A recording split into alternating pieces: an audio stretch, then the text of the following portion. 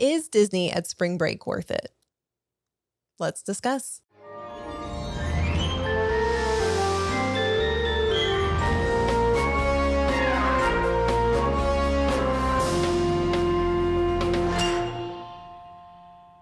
Welcome to Princess and Scoundrel, where we take you along our scrappily ever after, from Fantasyland to Tatooine and everything in between. I'm Sarah. And I'm Steven. And we recently took a trip to Disney at one of the busiest times of the year, which goes completely against like our kind of Disney MO, if you will. And this is probably one of the busiest. Right. You've got spring break. You've got all of summer break is busy. Kids are out, Thanksgiving, Christmas, but our kids are getting older and we're getting restricted by the school calendar. So we had spring break. We had an opportunity. We were like, you know what? How bad could it be? It definitely was not a pre-planned, we're going to go during spring break. We just kind of didn't have anything planned. And because we can't really think of other places to go, we decided, why not go to Disney? Why not? And we went into this trip knowing there's going to be a ton of people there. Lines are going to be long. We tried to figure out ways to still make the most of the trip and not wait all of our days in lines. I think the biggest advantage that we had going in was that we basically set our expectations very, very low. Yeah. We were telling ourselves, like, after we booked it, we are not going to be riding rides. So let's think of other things to do to enjoy our time there. Right. And so that's what we want to talk about specifically for this. Now, we were there for a full week, so we did a ton of things. We had probably the best trip I think we've ever had at Disney. It really was. I and that's why we were kind of like afterwards talking about it was it the things we did or was it the pacing that we took? We're trying to like dissect every part of it. And so we're just going to have you be a part of it. But for this episode specifically, we want to talk about ways to not spend your days waiting in line. Tips for riding rides even, and then some just other things to do. So first, let's talk about other things we can do in the Disney parks that aren't necessarily rides. And I think it's a big shift because when you're shelling out the money for a Disney vacation or just going to any kind of theme park, instantly your mind goes to rides. We need to do rides. Yeah. Maybe fireworks, but rides. And there's so many other things to do in the parks that aren't rides and that are just as fun as rides. Yep. So first up, we mentioned the fireworks, but there's also parades. There's now cavalcades, like little mini parades that just kind of scoot on through, and you don't even really have to wait in line for a parade. Some people will camp out maybe 30, 45 minutes before a parade to get like on the curb. But you don't really have to do that. If you don't want to wait for it, you just kind of pop in like 5 minutes before. You might be 2 or 3 people back from it, but you still get to see everything. And one of the things that I like about the cavalcades, it has all the characters, or it has so many characters like in, one sitting basically. Right. If you want to see Mickey, Minnie, Goofy, Don, like they're all there. And you're not having to wait for a meet and greet. Because for us, we sometimes get to interact with them, but most of the time it's our kids interacting with them. Right. So at least this way, I'm taller than the kids and I'm waving, waving at Aurora and all the different princesses, and they're waving back to me. So, or you feel like they're waving to you. They might be waving to our kids. No, they're waving to me. So. Just a little like. Yeah. But cavalcades are fantastic. They're easy. Yeah. Super easy. The other thing is shows. There's so many shows in any of the parks that you go to. One of the ones we caught this time that we hadn't caught in a long time was the Indiana Jones Epic Stunt Spectacular. I think that's the full name of it. It's fantastic. It's a good show. It's a good show. It's a long show. But especially if you're going at like a spring break or a summer, they're nice ways to get off of your feet. Yep. It's covered. It's shaded. Yeah. But there's typically no wait for those. And we like to sneak in like 5 minutes before it starts. I think if you're trying to sit like front and center, you're probably going to be waiting. Yeah.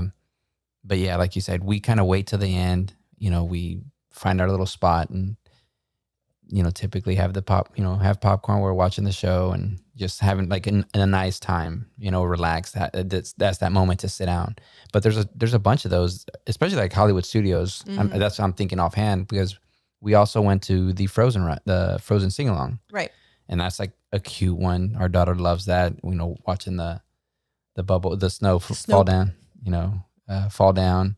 But yeah, they have the rest of those dance parties over there in the Launch Bay ghost town courtyard. So they've got those. You've got like Festival of the Lion King and the Finding Nemo show over in Animal Kingdom. We still haven't seen PhilharMagic at Magic Kingdom, but there's a ton there. You've got like Hall of Presidents, Carousel of Progress, tons to do. These are kind of like the dad nap time, I feel like. Like if you're going to take a nap, these are the ones that you could doze. Like you've seen it once or twice. You're like, oh, okay, I could doze off. Funny story that you mentioned that at one point you and I broke off from each other, and I was with our daughter and she wanted to watch the Mickey shorts. So the Vacation Fun shorts at Hollywood Studios. And it's a super cute short about like the new Mickey Mouse shorts, and it's adorable. Anyway, the first time we watched it, you took a nice hard nap. It was hot outside. These are nice, comfortable seats. The lighting's dark. There's air. So conditions were perfect. Perfect. But I took her this time. It was just the two of us. And I don't know if it was because I remember like how good you napped, but it made me tired sitting in there watching it. And so I was like watching it, but then I would kind of be like, oh. So yes, great places. Don't fight the nap. Just let it. Just let it take you. Yeah. One of the other things though that we do this every single trip is scavenger hunts. Yeah. And this is my favorite way to see Epcot in particular, and that's where they typically will do the scavenger hunts.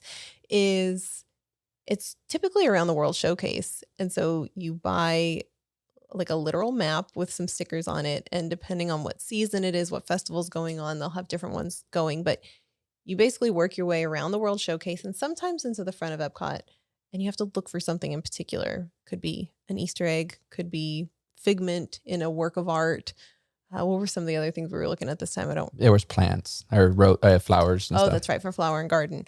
But the kids get to run around and like look for these things. But for parents, if you want to do the festivals, you get to go around and like eat and drink around the world while the other parent goes off and goes with the kids to go find whatever it is on the scavenger hunt. Well, I think that was kind of the reason why we started it, because our kids were, kind of gave them like a purpose at Epcot, because there's not a lot of kid things to do. And there is the KidCot. Yeah. So there's like little projects, but it was more here, like you could go look for this. And so our son just loved like running around, like, come on, Dad, let's go look for this. Looking for Remy or looking for, again, the paintings. And it gave him like a sense of purpose. And then we're able to just kind of tag along, getting drinks here, getting, food here, and like helping him find these, these figures or paintings or whatever. So it's became like a moment to be able to bond with him and enjoy that time. And we still do our own little things. Right. And it helps you to explore Epcot too, because they have you going in like the gift shops and doing all of this stuff. But the nice thing that I really love about the scavenger hunt is that it takes you, because you got to work your way around the park. So it takes a couple hours to get it done. And that's if you're really focused. Like there's been times where we're just like, we got a hoof, we got 3 more we got to get. And then we want to get back to the hotel before fireworks start. Right? Like we want to go be back and rested before the masses. Well, I think that's where us stopping for drinks and stopping for snacks really slows down the process. Expands the timeline. So I think if you were just like straight, doing the scavenger hunts, you'd probably knock it out a lot quicker. But, you got to stop and take a break every once in a while. I think it's built that way though, right? But the nice thing about it is because it takes so long, the kids aren't worried about riding rides. Yep.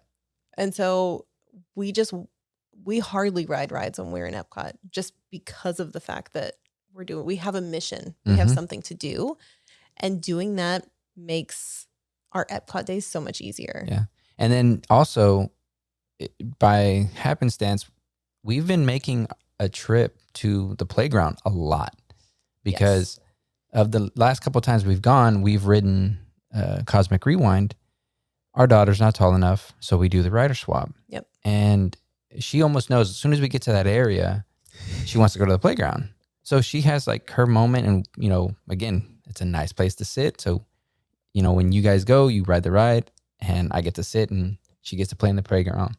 It's a nice little time. And I think they have playgrounds in some of the parks, like Animal Kingdom has the Boneyard. The Boneyard, that's what it's called. And that one's massive. Yeah. It's a huge playground.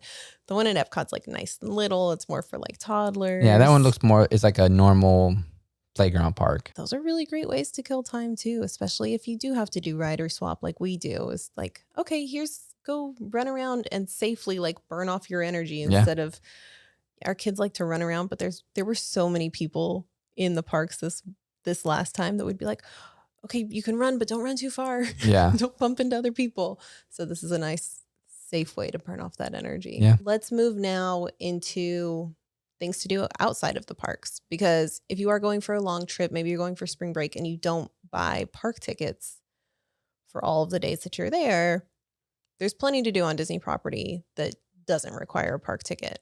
Yeah, and I think this is where it's kind of one of those things you might look at a different resort.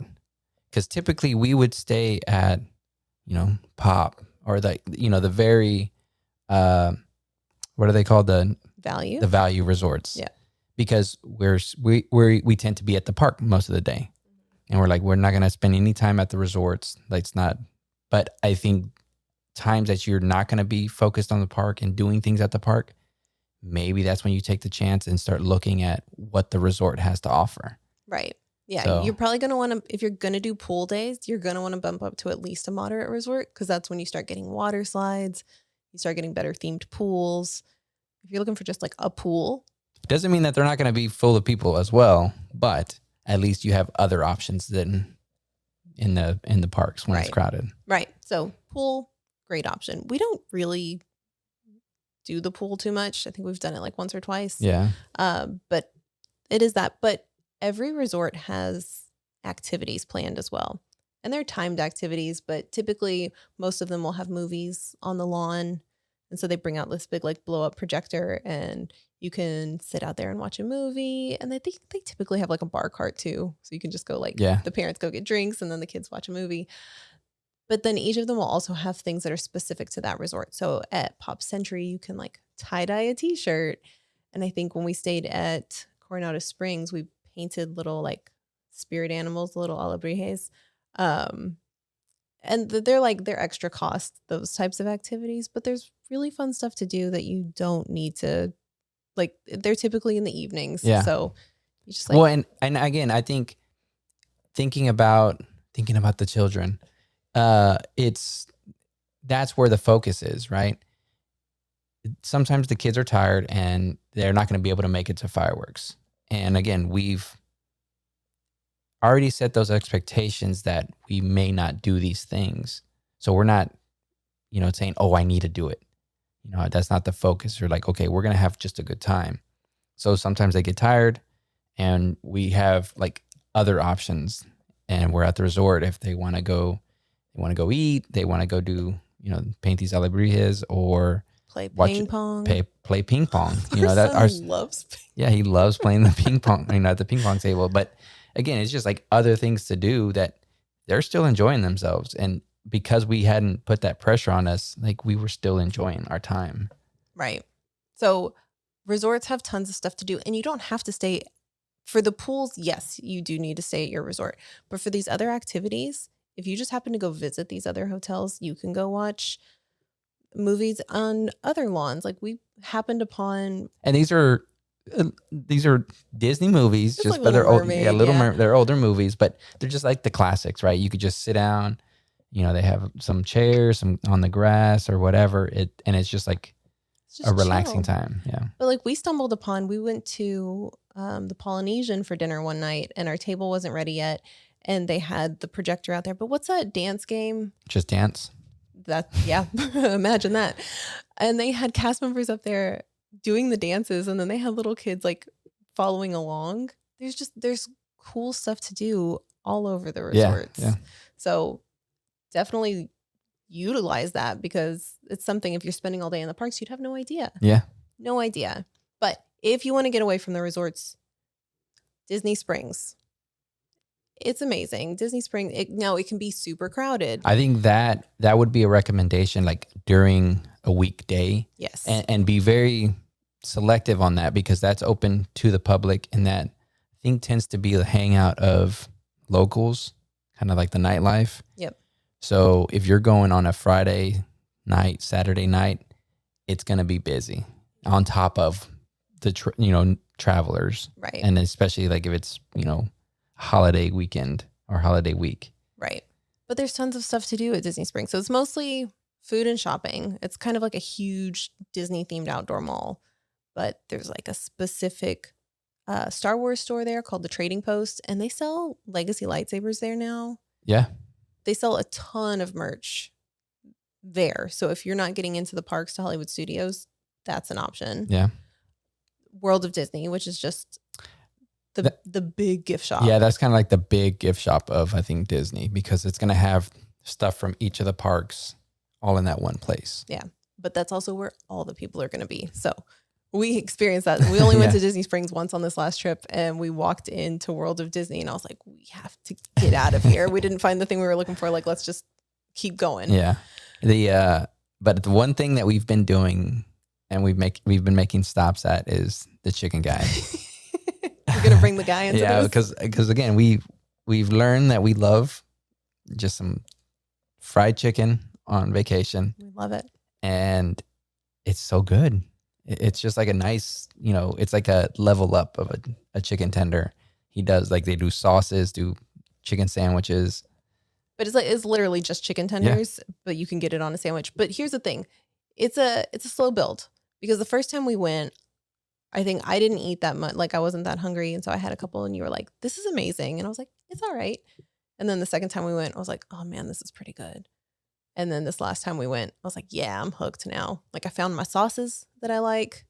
I'm all in. Well, especially at Disney Springs, this is kind of like a quick service, I feel like. It is, yeah. Because there's a lot of restaurants there that are like table service, reservation based. It's one of those that, hey, we don't have to like plan to go there. We could just show up, and even if it was like a bit of a line, you're going to get through it. Right. That's another one. And you don't have, like you said, you don't have to have reservations for Chicken Guy. If you want to make reservations for the other Disney resorts or Disney Springs restaurants, absolutely you can do that. But we're very much just like, go as the wind blows. How do we feel in the moment? So that's typically when we're in Disney Springs, you find us at Chicken Guy, World of Disney, the Star Wars Trading Post. Those are the three we hit every single time. There's one more. We can't personally recommend this because we've never done either of these things at Disney. But if you do book a package, like a room and ticket package, you do get free admission to, there's 2 mini golf or putt-putt courses at Disney World. So I said, we've never done it. We can't recommend it. But like, who doesn't love mini golf? Yeah. So why not? And then the other thing is there are 2 water parks, like 2 huge full-blown water parks. We're just not water park people. But those typically tend to be way less crowded than the 4 big theme parks. Yeah. And actually this time around, it was pretty chilly throughout the day. It wasn't, I think it was like very good Spirit Jersey weather. Glorious Spirit Jersey weather. So I think that was one of the things too. So if it's, like this, you probably would have had, the whole water park to yourself because it was chillier. But it was like in the 50s. Yeah. Well, but if it was open, people are going to be there. That's true. I mean, one of them is called Blizzard Beach. So perfect sense. So those are things to do outside of the parks. But what if you're going to Disney and you really do want to ride rides? There has to be hacks or pro tips to actually reduce wait times. I think this is where we fell. We were not intending to ride any rides. We were telling ourselves we are not going to ride any rides. We're going to do everything else. We're going to go eat. We're going to try new stuff. We're going to do all the other things and not ride any rides and with that intention. And what happened? What happened? Genie Plus. But here's the thing. I still cannot just like blanket approve Genie Plus or like recommend Genie Plus to people because we bought it. Typically, if we go on a trip, we'll buy it one of the days. And I like to buy it on the days that we start at Magic Kingdom because there's the most attractions there. So you show up and you just start like boom, boom, boom, boom. You run through them. You can get a lot of rides done. Well, we did that on our Magic Kingdom day. On one day, we didn't ride anything, I felt like. Well, I mean, again, we were riding we ride like Buzz Lightyear. Yeah. So we were riding the things that the kids wanted to ride. I think that's the thing is like, you're not, if you have an expectation that I'm going to ride, Mine Train, if I'm going to ride Jungle Cruise, like I'm going to ride all these rides, you're going to get let down. Right. And I think we used it and it didn't feel like we got our bang for a buck, especially because that's the time that they raised the prices. And I think that's the big thing is when we bought it because we used it 2 days, the first day we used it was more expensive and it was the rides that we typically ride, the ones that don't usually have that long of a wait time, were not available. There were just too many people there and I think too many people using Genie Plus. And so... Because it was sold out some of those days, right? Did it? I don't know if it did sell out. Well, I think it sold out a couple days before us, like in consecutive days. But then the days that we got it, it wasn't sold out. But there was still a lot of people. It must have been close to it though, because it was not on our side that day. But then towards the end of our trip, we started at Animal Kingdom, and we're like, you know what? It's our last full day. We're just gonna buy it. It was a little bit cheaper, and maybe because it was cheaper, I feel like we got more value out of it. But we rode so many rides with Genie Plus that day. Yeah, we definitely paid for it because we also did the individual. We did. So I think that was like one of those things that we made that because it was our last day. We're just like throwing all our chips in. Yep. Empty the pockets. Yeah. This is whatever we brought to spend here. Take it. And but yeah, that day I felt like we did a full like hack of the day. Right. It was the best Disney day we've had in a long time. So yeah, let's dissect it because Genie Plus is kind of like seriously, you're going to tell me to reduce my wait time by paying to go in the fast lane? Yes, but with caution. Other things that you can do that will absolutely reduce your wait times, and this is what we did on our perfect Disney day, if you will, is rope drop. Yes. It'd been a long time since we had rope dropped. I think since like Virtual Queue Rise of the Resistance, you had to be in the parks. Yeah. Like we don't get up that early. And I mean, again, that's, if you're able to do it, like how great it is. But, sometimes you just can't, get up that early. You're on vacation. Yeah. But man, we did it and it was glorious because, and I think the thing was our trick was we got Flight of Passage. We bought Flight of Passage. Yeah, we bought it. So while everybody's going to Pandora, we went to Everest. Yeah. And there was nobody. We were almost like, is it even open? Because there was no one over there. Yeah. I took a video walking into Asia and then taking the right over to Everest. And there was literally nobody in front of us. And I was like, are we going to a part of the park that's closed? Because like we don't rope drop. So I don't know what parts are open, what's not. I was like, oh no. And then finally in the distance, we saw like one other family. And we're like, okay, we're okay. Me and my son, we get on first and we have to rider swap. Right. We didn't even rider swap. We were like, well, yeah, there's nobody here. Yeah, we don't need to. Yeah, we didn't do the actual scan, but you have to stay out with our daughter. Right. We were the second train or second cart to go through. Like we just missed the first one because they put like 4 people on there. And then I think on our train, there was like 4 people. We get off, you immediately get on. I think we could have ridden that ride probably 5 times and still not had any line because there was nobody coming over that way yet. Easily, because then... And we're doing a lot of switching because, you're going in now and I'm staying with our daughter. Right. But if we could have just like, We got 3 rides on Everest that morning Yeah. because our son wanted to go do it a third time. And we're like, we started seeing more people starting to come over to the area. We're like, okay, we'll do one more. We'll get through it and we'll go move on. I think within 20 minutes we rode that ride. Maybe 15 minutes we rode that ride 3 times. And then while you were doing that, we went over to Dino Land, get all, the Triceratops. Because there's such a wait for I have another video where it's like there was literally nobody there. We were the only people. They were telling us like, if you want to stay on, just stay on. There's nobody else. We got to keep running it. But we did that one, and then I think that's when we worked our way over to Pandora. Yeah, I think that was the time of our lightning lane. But even by the time we got to, because our lightning lane was at like 8:00 in the morning or something, like super early. Yeah. And we had picked up the safari too, so we didn't need to rope drop safari. We made the most of it, right? We were going to do the Navi River journey, but we're like 25 minutes. No, thank you. Yeah. Yeah, no, we were like just rolling through it. And one of the things too, like we talked about it with like the other rides, but it's going to be so funny when our son, or like when our daughter's tall enough and he's not going to be able to ride or swap and he's going to have to like, only be able to ride it once. Oh. Because he's able to like double up on every single ride because he's riding both of us. So right now he needs to be thanking his sister immensely. Big time. Buying Mickey bars, all kinds of stuff. Oh, he I mean, almost after every ride, he's asking us for a Mickey bar. Every single time, man. But he's happy. I think that's the thing too, is like, a couple hours go by and he's like, Dad, can we get a Mickey bar? Why not? Betcha. Why not? We're on vacation. So, and between the Mickey bars and all the popcorn buckets we went through, man, we were snacked up. But so yeah, we were able to crush Animal Kingdom. I think we got done with the big rides, and that was our focus that morning, was like, let's get the big rides done. We'd already been there before and done other stuff. We were done by 11:30, and I think we got to the park at 7:30 that morning. It was easy. And so then we went to Disney Springs. That's when we went and hit up our 3 stops there, went back to the resort, took a break, and then went to Magic Kingdom. And we still had Genie Plus. Yeah.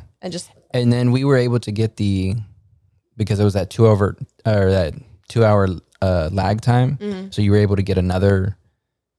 We stacked. Yeah, we stacked a couple times. So yeah, I think I had because we actually bought Mine Train also that day. So we just maxed out everything we could with Genie Plus, and then we were stacking them.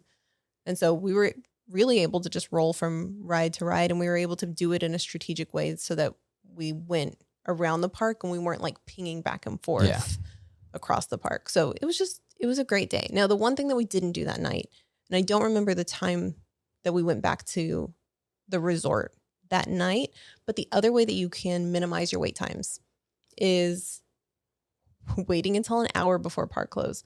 If you're wanting to ride Slinky Dog, if you're wanting to ride any of these rides that have long wait times, just wait until an hour before closing. Yeah. Because people are either going to be lining up or to get in their spots for fireworks, or they're going to be like, I want to beat that fireworks crowd. And so most people are going to be they're making their decisions before. Right. And so then you can go in Rise of the Resistance. I don't think it was this trip, but the last trip, I think you guys got on Rise of the Resistance with 20, 30-minute wait times versus 90, 120 minutes. Yeah. And early in the mornings, Rise was very long because the line would go out to Muppets. Yeah, the to Muppets area. So, and that was crazy to see. Is that's how long that line was. Yeah. So just get in line an hour before park close, and you can do so many things. I think we utilize. Well, you can't ride multiple rides, but you could, if you're in line for that ride, you could get in there and at least ride it. So long as you enter the queue before the official park closing time. So if the park closes at 9 and you get in the line at 8:58, you're guaranteed to ride that ride, or you're guaranteed to get through the line. If the ride breaks down, they can't do anything for you. But that's kind of the move, is to just wait, and people will start trickling out and the lines will go down. Maximize that. Now, a tip that we have that's not going to help reduce wait times, but if you're wanting to do the early morning rope drop and knock out a bunch of stuff, because it's really within the first hour that the wait times are really low in the mornings, and then the last hour of the day. Our pro tip is the midday break. It's not going to reduce any rides or any lines for you, but it's going to make the second half of the day so much more bearable that you're okay waiting in line. And I will say, taking that midday break, you're okay standing in line for 2 hours. 2.5 hours. Yeah. So, and that's what happened to us. We took our break. We went back to Hollywood Studios. And again, we didn't have any direction. No. We had been all morning over at Batu. And where do you guys want to go? Asking the kids.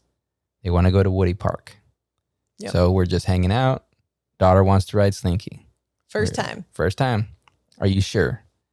We're trying to convince her otherwise. Hey, we could go do these other things. No, she wants to do Slinky. We're like, It's going to be a long wait. Yep.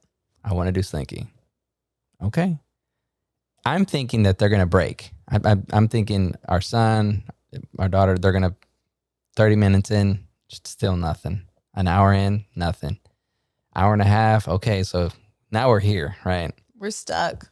We waited the full 2.5 hours. So it was like, we got that experience but they waited. Well, our son waited. Well, yeah. Our daughter fell asleep like 30 minutes into the wait, which kind of worked but again, out she too. didn't complain afterward. I think she didn't sleep during that midday break. Yeah. So she was, sleeping. She was napped. She's like, all right, I'm going to take this opportunity and nap. You're going to carry me. And carry her we did. But 2.5 hours. But again, we were rested and we were able to manage through it and rode the ride. And she got to ride Slinky. She liked it, but didn't like it. But she says she didn't like it. She didn't scream or cry. She tried 2 big coasters this time. She didn't freak out on the rides, but she was like, yeah, I didn't like that. The one thing on that ride and is the big thing I noticed, and this is, I guess this kind of goes into the part that I don't like about spring break. And it was the spring breakers. And this is going to be the hard part is there was people that I saw blatantly throwing trash on the floor. And it was just kind of, whenever I see like a wrapper, flying around and that's kind of like a free wrapper, I'll go pick it up and, toss it in the trash. But you're a decent person. But seeing people not drop it, if they're unraveling something and it falls and they're like, oh, they didn't know. It was like they opened it and then threw it on the floor. I was like, seriously? So I can't just go over there and, pick it up in front of them. And then you're that guy. Yeah, then I'm that guy. But it was just kind of like, seriously? And then because they're teenagers and it's one of I'm conflicted. I don't want to be that guy, that old guy, but they would, jump the line. So it was like, okay, they're teenagers, whatever. But it was almost like, oh, my daughter went to the restroom. Okay, if one person, they went to the restroom, that, people are typically nice enough and like, yeah, you could go at your spot. But it would be 8 people. It reminded me of that scene of me, myself, and Irene, where it's like, oh, I'm just going to get one little thing, hon. Oh, yeah, sure, go ahead. Kids, bring the carts. 10 different carts of groceries. You're like, oh, seriously? But it was one person would come and then a whole group of people. You're like, I'm okay with one person getting back to their spot, but 10 people, it's going to push me back. And it happened multiple times. And you could tell that there was breaking points for people. Oh, yeah. Because people would see it and you're kind of look at it and go back down to your phone or whatever. You're further in the line, you've been waiting, and then someone does it again and you're kind of a little bit of a scoff. Yeah. Really? Another 30 minutes, now the comments come out. Seriously? And then another 30 minutes and you're talking to the next group I can't believe that they're doing that. That's the progression of complaining that I saw. Yeah. Well, because we were waiting for an hour and a half and it was literally 8 teenagers. I assume they're teenagers. They're younger than me. They're teenagers. Yeah. Went up to the front of the line and was just you guys were not here before. And again, I think that's for them. It's probably this moment where dude, we're going to just walk to the front type of thing. We're going to see it on TikTok and this is how you get to the front of the line. You just go. Let's be clear. That is not one of our suggestions. For minimizing wait times. Yeah, but no, yeah, I saw a lot of that, and it would get very annoying. Yeah. Like just because there was the behavior of the guests. There was just, And it was like it wasn't one of those. It was one of those things that I was making comments to you, like that's not a normal Disney goer, and that's Six Flags behavior over there. We're not bringing Six Flags back into this. I think that was another really interesting thing. So those are all of our tips for reducing wait times, but that's the other thing to take into consideration when you're going during these busier times is that you're typically going to be there with people that don't go to Disney often. This is a really big trip for them, but they don't know how to do Disney. You're going to see people cutting lines. We saw, I don't think I've ever seen people cut lines before, except not even cutting, but just like, oh, hey, I had to take my kid to the bathroom type thing. This was excessive this time. The littering was excessive this time. The standing up on rides and getting them shut down early. We witnessed things like that multiple times over the week. And we were just like, what are people's problems? And then just the basic, flow of traffic. There's strollers, more strollers than normal, parked out in the middle of a major walkway or at a bottleneck point, or people walking the wrong direction, or just pushing past and shoving. And it was just it was abnormal. Yeah. And so if you are going at a busy time, just pack your patience. Yeah. I definitely, have that patience because it's one of those things that if you can't handle it, it could progress. And that's when I didn't notice any of that, like anybody fighting, not fighting, but it was or just arguing with each other. I never noticed any of that. So I think that was again, the behavior was not something favorable, right? But at least there wasn't to the point of getting into arguments or anything like that. No. So not I think it was just people just not being no situational awearness, where it's hey man, there's a bunch of kids here. You can't just go barreling through a crowd. Yeah. It was just it was those types of things where it's we're a little more slower paced here at Disney. We've got kids that are just running around rampant. But the biggest thing, and this is not a tip to reduce wait times, but this is a tip to manage your stress. Just lower expectations. Like I said, we were constantly telling our kids every time we went to the park, hey, we're probably not going to ride a lot of rides. Well, I'm not going to say lower expectations. I'm going to set your expectations or set realistic expectations. Yeah, realistic expectations, because I think that's the thing is we went expecting nothing and being able to achieve what we did. There wasn't a sense of we need to do something. So there was no pressure on me or you, we needed to do anything. We were just we're there, we're going to have a good time, eat some snacks. And we did that. Yeah. And so we enjoyed it. We didn't have that pressure. Yeah. And I think that's our big mantra when it comes to going to the parks and making the most of it, is just go with the wind, really. We would show up and we'd say, hey, we're probably not going to get to ride a lot of rides, but kids, what do you want to do? What do you want to do next? And then what do you want to do next? And we just kind of went with it. We weren't stuck to a rigid schedule or anything like that. And so there wasn't a plan that could go wrong. So we just did things. Yeah. And because we took that approach to it, and we're very fortunate, we get to go to Disney a lot. We've ridden most of the rides at this point. We don't have that FOMO. And that's where the other part of it comes in, right? It's if you've never done it before, you want to do all the things. Yeah. It's not going anywhere. You'll be able to go back eventually. Pace yourself. That's a good one. Pace yourself. This is how you could enjoy Disney at a busy time. Maybe we go at Christmas. Who knows? Maybe we test this out again. As long as the weather was great. I mean, it's good because it was fantastic that entire week. I think if it had been hotter, we probably would not have had as good of a time as we did. Well, and again, I think that just becomes to your patience. When there's heat involved, your temperature starts going up a lot faster. Yeah, you get a lot hot-headed. So I think that was the thing, is it was nice weather. You could sit down and relax and chill out for a little bit. Yeah. They were perfect. But I think that's a good place to wrap up this episode. Thank you so much for hanging out with us. And if you have tips on reducing wait time or maybe managing stress on a Disney trip that we didn't mention here, drop us a comment either on YouTube or over on our Instagram. And don't forget, it's con season, and we're having our biggest after con party, Mosh Isley in San Diego. So go get your tickets at moshisley.com.